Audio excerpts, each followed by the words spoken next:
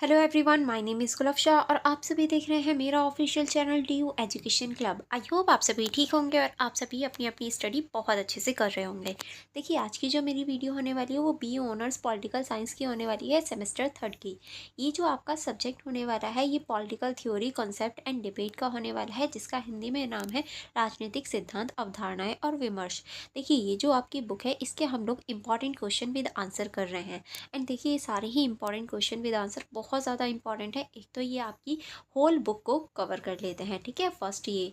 And second, अगर आप इन सारे ही क्वेश्चंस को देख लेते हैं तो आपको बुक पढ़ने की ज़रूरत नहीं है। एंड थर्ड, ये सारे ही क्वेश्चन जो है ये रिपीटेड क्वेश्चन है, आपके एग्जाम में बार बार पूछे जाने वाले क्वेश्चन हैं। तो इन क्वेश्चंस के मैंने ऑलरेडी पार्ट 1 प्रोवाइड करवा दिया है। आज का हमारा पार्ट 2 होने वाला है। तो अगर आपने पार्ट 1 एंड सिलेबस नहीं देखा है तो आपको डिस्क्रिप्शन बॉक्स में प्लेलिस्ट मिल जाएगी, वहाँ से आप चेक कर सकते हैं। आज का हमारा पार्ट 2 होने वाला है। तो लास्ट वीडियो में हमने पार्ट 1 में जहाँ तक कवर कर लिया था उससे आगे हम पार्ट 2 को डिस्कस करेंगे। एंड अगर आप इन नोट्स की सेल्फ स्टडी करना चाहते हैं तो नोट्स कहाँ मिलेंगे ये आपको वीडियो के लास्ट में पता चल जाएगा। तो आप वीडियो को लास्ट तक देखना एंड वीडियो को लाइक करना मत भूलिएगा। चलिए फिर स्टार्ट करेंगे आज की हम लोग इस वीडियो को। नेक्स्ट क्वेश्चन है हमारा, स्वराज शब्द का अर्थ क्या है? स्वराज पर गांधी जी और बाल गंगाधर के त्रिकोण को स्पष्ट कीजिए। यानी स्वराज शब्द का क्या अर्थ है ये आपको बताना है, और स्वराज पर गांधी जी और बाल गंगाधर जो हैं इनका जो दृष्टिकोण है ये आपको स्पष्ट करना है, इसके बारे में आपको बताना है, ठीक है। चलिए फिर स्टार्ट करेंगे परिचय से।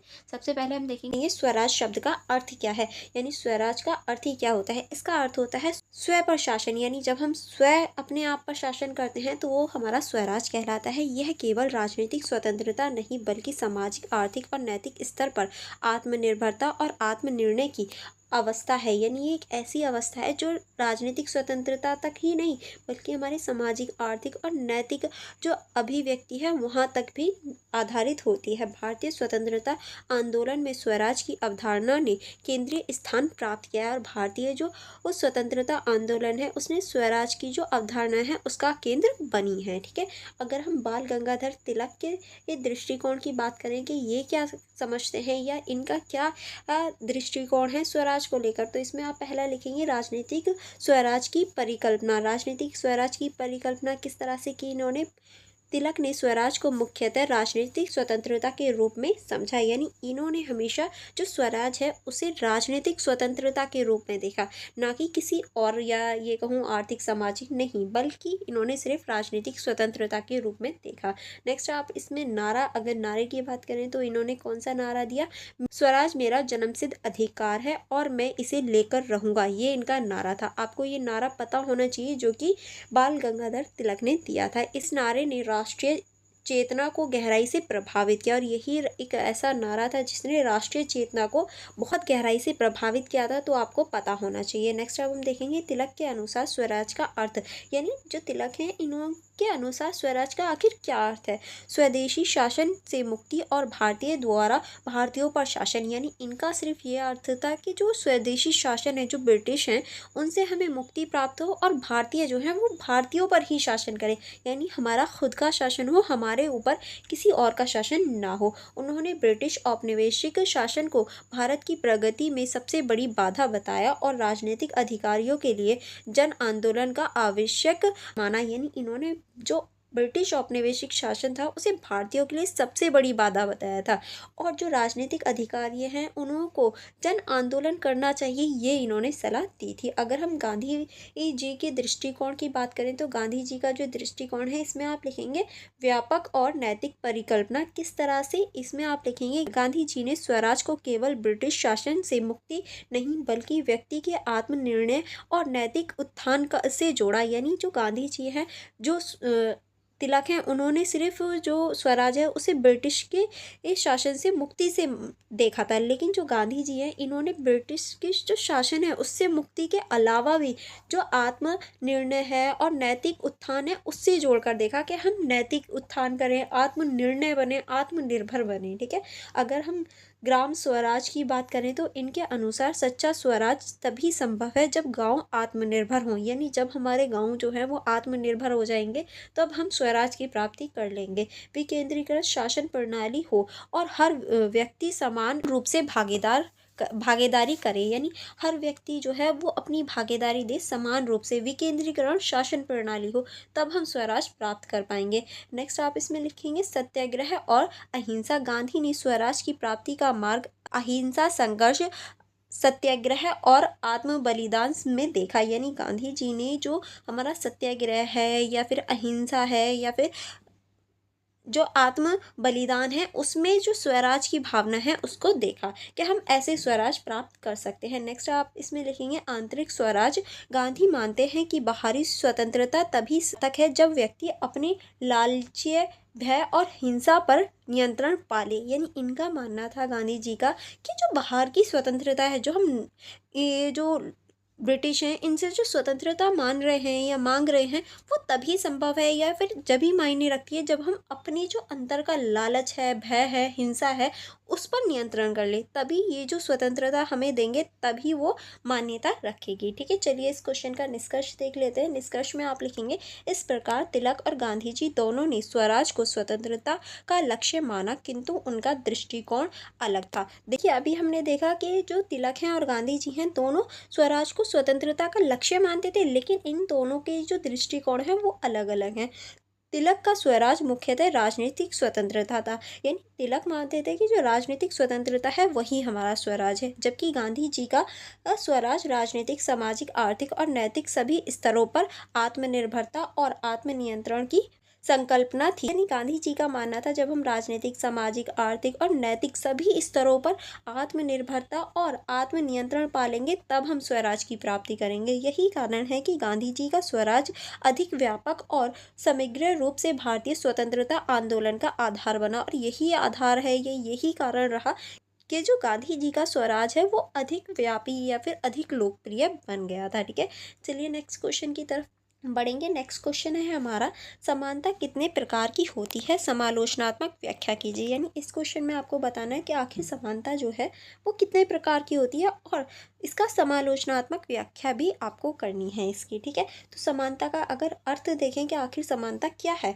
कोई आपसे पूछ ले कि समानता होती क्या है तो क्या बताओगे, तो इसके अर्थ में आप लिखेंगे समानता राजनीतिक सिद्धांत का एक प्रमुख सिद्धांत है। ठीक है, इसका आशय है सभी व्यक्तियों को समान दर्जा, अवसर और अधिकार प्राप्त होना। यानी सभी व्यक्ति को समान दर्जा प्राप्त होना, अवसर और अधिकार प्राप्त होना, वही हमारी समानता कहलाती है। समानता का अर्थ यह नहीं है कि सब बिल्कुल एक जैसे हों, बल्कि यह है कि सामाजिक, राजनीतिक और आर्थिक जीवन में किसी के साथ भेदभाव न हो। यानी समानता का अर्थ ये नहीं होता कि सभी लोग एक जैसे बन जाएं, नहीं। समानता का अर्थ तो ये होता है सामाजिक, राजनीतिक और आर्थिक जीवन में किसी के साथ भेदभाव ना हो, वो हमारी समानता है। ठीक है, क्योंकि जितना इंसान कमाता है उतनी ही उसकी सैलरी होती है, तो आर्थिक रूप से हो सकता है सब अप एंड डाउन हो, लेकिन किसी के साथ भेदभाव ना हो, वो हमारी आर्थिक समानता में आएगा। ठीक है, अगर हम समानता के प्रकारों की बात करें तो पहला होता है हमारा नागरिक समानता। किस तरह से, का आशय है कि सभी नागरिकों को कानून के समक्ष समान दर्जा प्राप्त हो। यानी कानून के समक्ष या ये कहूँ कोर्ट के समक्ष सभी नागरिक एक समान हो, चाहे वो कोई सेलिब्रिटी यानी शाहरुख खान हो या फिर आप लोग हों या फिर मैं हूँ, सभी को एक समान कैटेगरी में माना जाए। जैसे कि अभिव्यक्ति, धर्म, संपत्ति, संगठन आदि अधिकारियों की समानता, यानी सभी धर्मों के, सभी संपत्ति वाले लोग, सभी संगठनों के सभी ये व्यक्ति एक ही अधिकार रखते हैं और एक ही जैसे समान होते हैं। इसकी आलोचना भी है किस तरह से केवल विविध समानता प्राप्त नहीं, क्योंकि सामाजिक आर्थिक असमानता बनी रहती है। ठीक है, ये आप इसकी आलोचना में लिखेंगे। चलिए आगे बढ़ेंगे। आगे हम देखेंगे राजनीतिक समानता। किस तरह से जो हमारी राजनीतिक समानता है, इसमें आप लिखेंगे इसमें सभी नागरिकों को राजनीतिक अधिकारों में समान भागीदारी का अवसर मिलता है। यानी जो भी राजनीतिक अधिकारी होते हैं या राजनीतिक चीज़ें होती हैं, राजनीतिक अधिकार होते हैं, उनमें सभी नागरिकों को समान भागीदारी मिलती है। जैसे कि सार्वभौमिक मताधिकार, जो आप वोट देते हैं, सभी को समान अधिकार है। चुनाव लड़ने और राजनीतिक दल बनाने का अधिकार, आप चाहें तो आप भी चुनाव लड़ सकते हैं, आप चाहें तो राजनीतिक दल बना सकते हैं, सभी लोगों के पास समान अधिकार होता है। ठीक है, अगर आलोचना की बात करें तो इसमें आप लिखेंगे व्यवहारिक रूप से राजनीतिक दल और धनबल बल प्रयोग से वास्तविक समानता बाधित हो जाती है। यानी देखो, अगर व्यवहारिक रूप से देखें तो जो शक्तिशाली होते हैं, जिनके पास बहुत सारा धन होता है, वो वास्तविक रूप से अधिक बलवान हो जाते हैं या वो लोग जीत जाते हैं, तो ये इसकी आलोचना हो जाती है। नेक्स्ट अब हम देखेंगे सामाजिक समानता। अगर हम सामाजिक समानता की बात करें तो इसमें आप लिखेंगे, इसमें जाति, धर्म, लिंग, नस्ल आदि के आधार पर भेदभाव का निषेध है। यानी कोई भी व्यक्ति किसी भी व्यक्ति के साथ उसकी जाति के आधार पर, धर्म, लिंग, नस्ल के आधार पर या फिर रहने के स्थान के आधार पर कोई भी भेदभाव नहीं कर सकता। भारतीय संदर्भ में जातिवाद और लैंगिक असमानता को समाप्त करना इसका उद्देश्य है, ताकि जो भारत है, भारतीय समाज है, उसमें लैंगिक असमानता और जो लिंग के आधार पर भेदभाव है उनको समाप्त किया जा सके। अगर हम इसकी आलोचना की बात करें तो कानून से सामाजिक समानता थोपना कठिन है, इसके लिए मानसिकता और संस्कृति में परिवर्तन आवश्यक है। यानी अगर हम किसी के ऊपर ये चीज़ कहें कि तुम्हें ये मानना है, तो इस चीज़ को थोपना बहुत ज़्यादा मुश्किल है। लेकिन अगर हम उस व्यक्ति की जो मानसिकता है, मेंटेलिटी है और जो उसकी संस्कृति है, उसमें परिवर्तन करके बताएं कि देखो, अगर आप किसी लड़की को या फिर किसी लड़की को अगर हम उन्हें बताएं कि किसी लड़की को आप नीचा मानते हैं या फिर उसे अपने आप से कम मानते हैं, तो ये चीज़ गलत है, क्योंकि लिंग भेदभाव नहीं करना। लेकिन अगर हम ये कहें कि लड़की जो है वो देवी माँ की मूरत है या देवी माँ की तरह है, तो आपको उसे ऊपर रखना है या आपको उसे अपने इक्वल रखना है, तो इस तरह से लोग जल्दी समझ पाते हैं। ठीक है, नेक्स्ट अब हम देखेंगे आर्थिक समानता किस तरह से। इसमें आप लिखेंगे आर्थिक समानता के अंतर्गत, इसमें आप लिखेंगे सभी व्यक्ति को जीवन यापन और विकास के लिए समान अवसर और न्यूनतम साधन उपलब्ध होना। यानी कोई भी व्यक्ति क्यों ना हो, उसे जीवन यापन यानी जीवन बिताने के लिए, अपने विकास के लिए जो न्यूनतम साधन है वो उपलब्ध कराना ही हमारा आर्थिक समानता हो जाता है। इसमें संपत्ति और आय के न्यायपूर्वक वितरण की मांग की गई है, ताकि जो संपत्ति है, आय है, उसका न्यायपूर्वक जो वितरण है, बंटवारा है, वो हो सके। ठीक है, अगर इसकी आलोचना की बात करें तो पूर्ण आर्थिक समानता असंभव है और व्यवहारिक है, लेकिन असीमित असमानता भी लोकतंत्र के लिए खतरा है। यानी देखिए, पूरी तरीके से आर्थिक समानता लाना बहुत ज़्यादा मुश्किल है, असंभव है, लेकिन असीमित असमानता भी होना लोकतंत्र के लिए खतरा है। ठीक है, अगर हम अवसरों की समानता की बात करें तो चलिए इसमें देख लेते हैं। देखिए, आपको सारी समानताएं पता होनी चाहिए। ठीक है, इसमें आप लिखेंगे सभी व्यक्ति को शिक्षा, नौकरी और पदोन्नति में समान अवसर मिलना चाहिए, ताकि जो व्यक्ति है वो अपनी शिक्षा ग्रहण कर सके, नौकरी प्राप्त कर सके, किसी भी पद पर पहुंच सके। किसी को भी जन्म, धर्म या लिंग के आधार पर वंचित नहीं किया जा सकता। अब ऐसा नहीं है आप गवर्नमेंट जॉब के लिए अप्लाई कर रहे हैं, वो ये कह दें नहीं भैया आप तो इस कास्ट से बिलोंग करते हैं, हम तुम्हें ये नौकरी नहीं देंगे, आप तो लड़की हो या लड़का हो, हम तुम्हें ये नौकरी नहीं देंगे, तो ऐसा नहीं हो सकता। ठीक है, क्योंकि ये हमारी समानता के अंतर्गत आ जाती है। अगर आलोचना की बात करें तो अवसर की समानता तभी सार्थक है जब प्रारंभिक सामाजिक आर्थिक परिस्थितियां संतुलित हों, तभी हम अवसर की समानता को हासिल कर सकते हैं। ठीक है, चलिए आगे बढ़ेंगे। आगे अब हम देखेंगे समालोचनात्मक व्याख्या। किस तरह से हम इसकी समालोचनात्मक व्याख्या कर सकते हैं, तो इसमें लिखेंगे समानता का आदर्श अत्यधिक महत्वपूर्ण है, परंतु इसे पूर्ण रूप से लागू करना संभव नहीं है। यानी समानता जो है वो बहुत ज़्यादा इंपॉर्टेंट चीज़ है, पर पूरी तरीके से इसे लागू करना बहुत ज़्यादा मुश्किल है। समानता का अर्थ ये भी नहीं है कि सभी लोग एक जैसे हों, बल्कि यह है कि किसी भी अनुसूचित विशेषाधिकार या वंचित ना मिले। यानी देखिए, समानता का अर्थ ये नहीं है कि सभी को समान रख दें, नहीं, बस उसका अर्थ ये है कि किसी को भी वंचित ना रखा जाए, किसी भी चीज़ से उसे पीछे ना रखा जाए।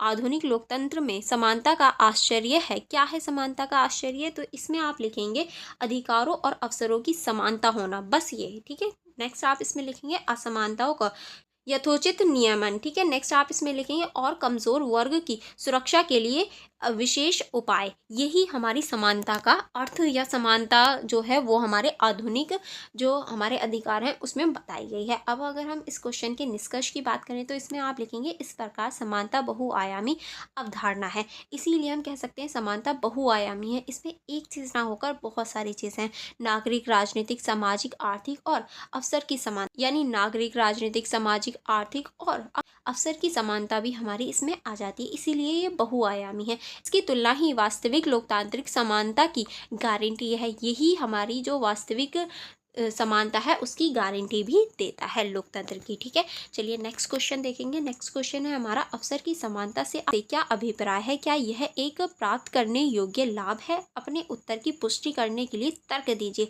अभी हमने इतनी सारी जो समानता है वो देखी, अब हम देखेंगे अवसर की जो समानता है उससे क्या अभिप्राय है, क्या मतलब है, और क्या ये जो है ये एक तरह से लाभ देती है या नहीं, क्या आप समझते हैं, ये आपको बताना है। तो इसमें हम अवसर की समानता का अर्थ, महत्व और आलोचनात्मक विवेचना जो है सारी चीज़ें करेंगे। आपको भी सारी चीज़ें लिखनी होंगी। तो सबसे पहले हम देखेंगे अवसर की समानता का अभिप्राय, के अवसर की जो समानता है उससे आप क्या समझते हैं। तो इसमें आप लिखेंगे, अवसर की समानता से तात्पर्य है कि प्रत्येक व्यक्ति को अपने प्रतिभा, क्षमता और श्रम के आधार पर आगे बढ़ने का समान अधिकार मिले। यानी अवसर की समानता का अर्थ ही ये है कि हर व्यक्ति को अपनी जो क्षमता है, प्रतिभा है, श्रम है, उसके आधार पर आगे बढ़ने की ये एक तरह से उसे अधिकार मिले या फिर अपॉर्चुनिटी मिले। किसी भी जाति, धर्म, लिंग, नस्ल, वर्ग, जन्मगत विशेषाधिकारों के कारण रोका या वंचित ना किया जाए। यानी इनके आधार पर उसे रोका या फिर वंचित नहीं किया जा सकता। इसका अर्थ यह नहीं है कि सभी लोग बिल्कुल समान स्तर से शुरू करें। यानी इसका अर्थ ये नहीं है कि सभी लोग भैया जीरो पे आ जाओ तब शुरू करना, नहीं, बल्कि यह है कि सामाजिक व आर्थिक जीवन में किसी प्रकार की कृत्रिम अवरोध ना हो। यानी सामाजिक और आर्थिक जीवन में कोई भी प्रकार की रुकावट ना आए, वही हमारी अवसर की समानता है। और हर व्यक्ति को अपनी क्षमता विकसित करने का न्यायपूर्वक अवसर मिले, और हर व्यक्ति को अपनी जो क्षमता है, अपनी जो क्वालिटी है उसको दिखाने का, अपनी क्षमता को बढ़ाने का एक तरह से अवसर मिले। ठीक है, नेक्स्ट अब हम देखेंगे अवसर की समानता के आयाम। इसमें आप क्या लिखेंगे, पहला आप लिखेंगे शिक्षा में समान अवसर, किस तरह से सभी वर्गों के गुणवत्तापूर्ण शिक्षा उपलब्ध कराना। यानी वो किसी भी वर्ग का व्यक्ति हो या कोई भी क्यों ना हो, सभी को गुणवत्तापूर्ण और एक जैसी शिक्षा प्राप्त करवाना, जैसे कि अभी मैं कर रही हूँ। अब आप किस वर्ग से, किस जाति से बिलोंग करते हो, मुझे कोई फ़र्क नहीं पड़ता। आप स्टूडेंट हो और मैं आप सभी को एक जैसा ही पढ़ा रही हूँ। ऐसा नहीं है जो मेरी कास्ट के होंगे मैं उन्हें स्पेशली क्लास दूंगी, नहीं, मैं सभी के लिए एक जैसी क्लासेस बना रही हूँ और वो सभी के लिए। तो एक तरह से ये सबको एक अवसर देता है और अवसर की समानता देता है।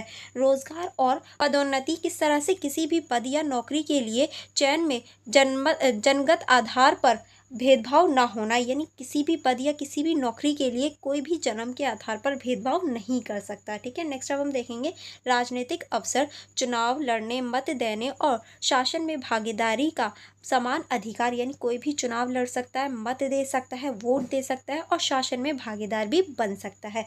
सामाजिक अवसर की बात करें तो जाति, लिंग, धर्म के आधार पर सामाजिक बहिष्कार या विशेष अधिकार समाप्त होना। यानी किसी भी धर्म के लोग, किसी भी जाति या किसी भी लिंग के लोगों को विशेष अधिकार नहीं दिए जाएंगे, सभी को समान माना जाएगा। अगर हम अवसर की समानता एक प्राप्त करने योग्य लाभ है या नहीं, यानी जो अवसर की समानता है वो प्राप्त करने योग्य लाभ है भी या नहीं, किस तरह से हम इसको देख सकते हैं। तो चलिए इसको देख लेते हैं। इसमें हम देखेंगे पहला है हमारा सकारात्मक तर्क, यानी प्राप्त किया जा सकता है। यानी पहले हम देखेंगे सकारात्मक तर्क।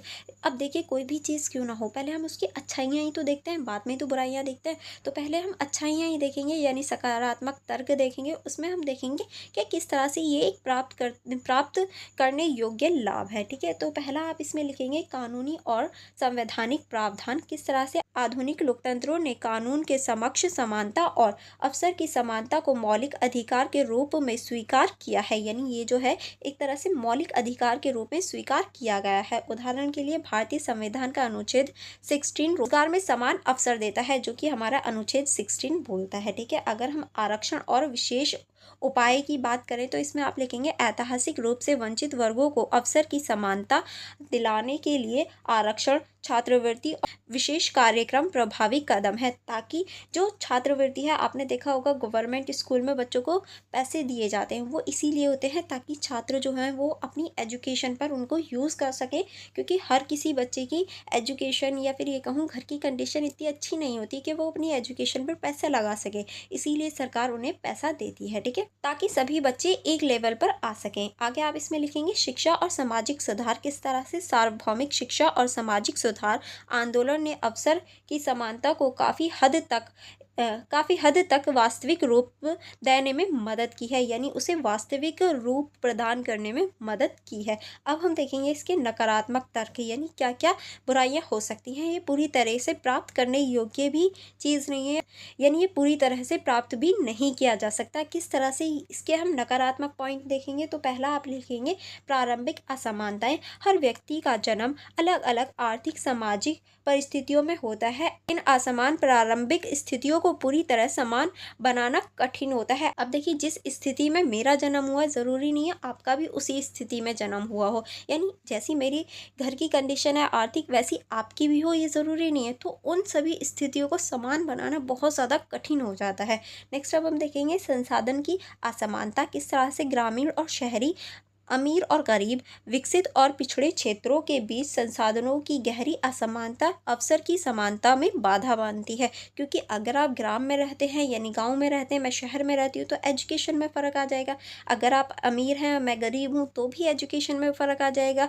अगर आप विकसित क्षेत्र में रहते हैं, मैं पिछड़े क्षेत्र में रहती हूँ, तो भी एजुकेशन में फ़र्क आ जाएगा। तो ये सारी चीज़ें जो है वो अवसर की जो समानता है उसको बाधित या फिर कहीं ना कहीं पीछे करने में मदद करती हैं या पीछे छोड़ती हैं। ठीक है, नेक्स्ट अब हम देखेंगे संरचनात्मक असमानताएं। किस तरह से जाति, पितृसत्ता और वर्ग आधारित ढांचे अब भी समाज में मौजूद हैं। केवल औपचारिक अवसर पर्याप्त नहीं जब तक उन संरचनाओं को चुनौती ना दी जाए, यानी अभी भी हमारे समाज में जाति, पितृसत्ता, वर्ग ऐसी जो ढांचे हैं वो मौजूद हैं। तो इन्हें औपचारिक अवसर से ही हम इसे नहीं मिटा सकते, बल्कि इन्हें संरचनाओं और जो चुनौती हैं वो भी हमें देखने को मिल जाती हैं। ठीक है, अब हम आगे चलेंगे। आगे अब हम देखेंगे दार्शनिक दृष्टिकोण। अगर हम दार्शनिक दृष्टिकोण की बात करें तो उदारवादी चिंतन की बात करें तो इसमें आप लिखेंगे अवसर की समानता को व्यक्तिगत स्वतंत्रता और न्याय की शर्त मानी जाती है, यानी जो हमारी अवसर की समानता है उसे व्यक्तिगत स्वतंत्रता के रूप में या न्याय की शर्त के रूप में हम उसे देख सकते हैं। रॉल्स का अंत सिद्धांत। अगर रॉल्स का अंत सिद्धांत की बात करें तो अवसर तभी समर्थक है जब असमानताएं सबसे कमजोर वर्ग के हित में ना हो, यानी अवसर तभी काम करेगा जब तक जो असमानता है वो सबसे कमजोर वर्ग के हित को एक तरह से प्रभावित ना करे। मार्क्सवादी दृष्टिकोण। अवसर की समानता पूंजीवादी समाज में केवल औपचारिक है। वास्तविक समानता तभी संभव है जब आर्थिक शोषण समाप्त हो, यानी अवसर की समानता पूंजीवादी समाज में सिर्फ कहने वाली बात है। वास्तव में तो वो तभी संभव है जब आर्थिक शोषण खत्म होगा। अगर हम आलोचनात्मक मूल्यांकन की बात करें तो अवसर की समानता एक महत्वपूर्ण लोकतांत्रिक आदर्श है, लेकिन यह केवल औपचारिक समानता नहीं हो सकती, यानी ये है हमारी जो अवसर की समानता एक महत्वपूर्ण लोकतांत्रिक आदर्श तो है, लेकिन ये औपचारिक समानता नहीं हो सकती है। ठीक है, चलिए आगे बढ़ेंगे। आगे अब हम देखेंगे इसके लिए राज्य को शिक्षा, स्वास्थ्य और सामाजिक सुरक्षा जैसे क्षेत्रों में सक्रिय भूमिका निभानी होगी, तभी हम जो अवसर की स्वतंत्रता है या अवसर की समानता है उसे प्राप्त कर पाएंगे। अवसर की समानता का अर्थ सबको एक जैसी परिणाम देना नहीं, बल्कि न्यायपूर्वक प्रतिस्पर्धा की स्थिति तैयार करना है, ताकि सभी लोग एक समान पटल पर जा सके, ना कि एक समान बन सके। ठीक है, आई होप आपको ये क्वेश्चन समझ में आया होगा। अब हम देखेंगे इस क्वेश्चन का निष्कर्ष।